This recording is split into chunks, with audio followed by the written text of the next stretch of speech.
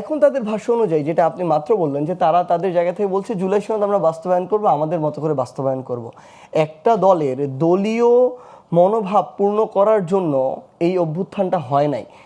প্রথমত হচ্ছে আমরা জুলাই সনদে প্রথমে যে স্বাক্ষর করিনি, এটার কারণ ছিল, উপযুক্ত কারণ ছিল। কারণটা হচ্ছে জুলাই সনদ যে সনদ যেগুলো 84টা সেখানে প্রস্তাব দেওয়া হয়েছে, তো সেগুলো কিভাবে বাস্তবায়ন করা হবে, কোন প্রক্রিয়া হবে, কত দিনের মধ্যে হবে, দায়িত্ব কাদের উপরে বর্তাবে, এর কোনো কিছু পলিসি ঠিক করা হয় নাই। তাহলে এই কোনো কিছু ঠিক না করে সেখানে কিভাবে স্বাক্ষর করব আমরা আমাদের জায়গা থেকে, এবং সেই স্বাক্ষরটা আমরা করলাম তারপরে হলো না, তাহলে আমরা কি কখনো আমাদের জায়গা থেকে সেই না হওয়ার দায়বদ্ধতা এড়াতে পারবো কি না?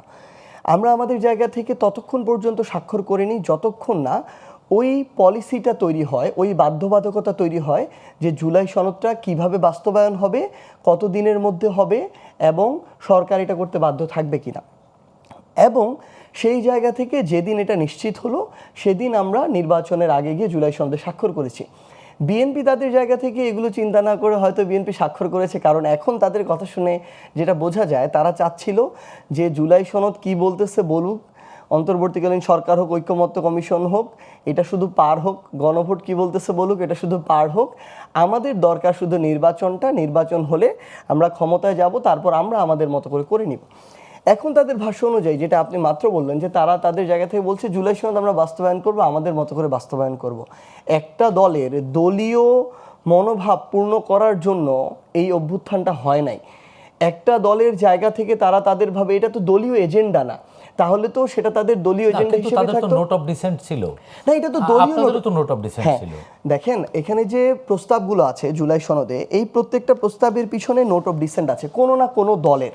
তার মানে কি এই যে কোনো না কোনো দলের নোট অফ ডিসেন্ট ভাবে ঐক্যমত্য তো হয়েছে অনেকগুলো, যেগুলো হয়েছে সেগুলো একদম নামকা অস্তে কিছু, মানে প্রত্যেকটার পিছনে কারণ কোনো না কোনো দলের 30টার নোট অফ ডিসেন্ট পাবেন। হ্যাঁ, এখন এখানে যে 84টা আছে এর মধ্যে বিএনপির জায়গা থেকে 10টা জায়গায় নোট অফ ডিসেন্ট দিয়েছে, 74টাতে দেয় নাই। এই 74টার চেয়েও এই 10টা পালন করাটা বেশি গুরুত্বপূর্ণ, বাস্তবায়ন করাটা বেশি গুরুত্বপূর্ণ। তো এখন বিএনপির দলীয় জায়গা থেকে তাদের আলাদা স্ট্যান্ড থাকতেই পারে, আদর্শিক জায়গা থেকে ডিফারেন্ট থাকতে পারে, সেই জায়গায় তাদের দ্বিমত থাকতে পারে, কিন্তু একটা দলের দলীয় দ্বিমত একটা দেশের উপরে তো চাপিয়ে দেওয়া যায় না, একটা জাতির উপরে চাপিয়ে দেওয়া যায় না। তাদের স্লোগান হচ্ছে সবার আগে দেশ, তাহলে দেশের স্বার্থকে তো আগে দিতে হবে।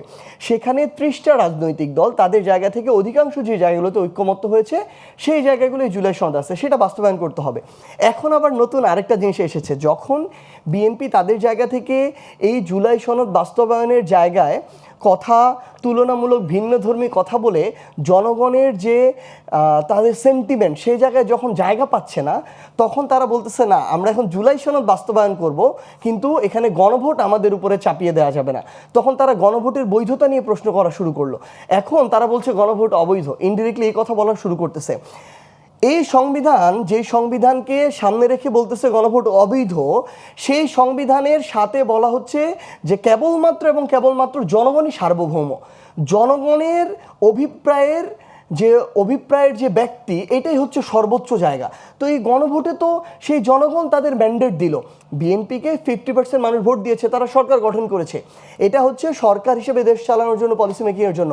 পাশাপাশি ওই জনগণই 70% আরেকটা ভোট দিয়ে বললো তুমি এই 50% দিয়ে তুমি সরকার গঠন করো, আর এই 70% আমরা এই কারণে দিচ্ছি যে তোমার ওই জুলাই সনদটা বাস্তবায়ন করতে হবে। এই যে 4টা প্রশ্ন দেওয়া আছে গণভোটে, আমরা হ্যাঁ ভোট দিয়েছি, তোমার এটা বাস্তবায়ন করতে হবে। যদি এটাই না হতো তাহলে তারেক রহমান কেন গিয়ে বললেন হ্যাঁ ভোট দিতে হবে?